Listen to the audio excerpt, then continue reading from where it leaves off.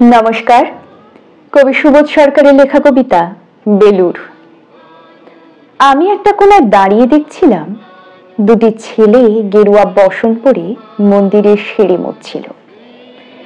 এত মন দিয়ে আমি কাউকে সিঁড়ি মুছতে দেখিনি, এত ভালোবাসা দিয়ে আমি কাউকে ধুলো তুলতে দেখিনি। সিঁড়ি নয়, যেন জননীর ত্বক থেকে ধুলো তুলছিল। এভাবে কেউ সিঁড়ি থেকে ধুলো মুছতে পারে এ আমি কোথাও দেখিনি। স্থিতপ্রজ্ঞ মহারাজকে জিজ্ঞাসা করলাম, এই ছেলে দুটি কে? মহারাজ মৃদু হেসে বললেন, একজন নিউক্লিয়ার ফিজিসিস্ট, একজন IBM এ 6 লাখ টাকার চাকরি ছেড়ে এখানে এসেছে, সিঁড়ি ধুতে এসেছে। যে সিঁড়ি দিয়ে মানুষ ওপরে ওঠে তা যেন পরিষ্কার হয়। মহারাজ চলে গেছেন।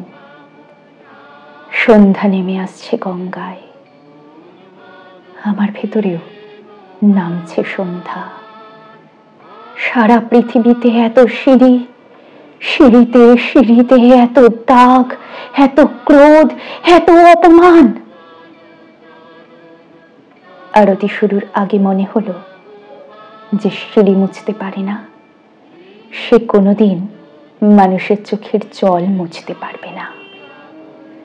যে সিঁড়ি মুছতে পারে না সে কোনোদিন মানুষের চোখের জল মুছতে পারবে না। ধন্যবাদ।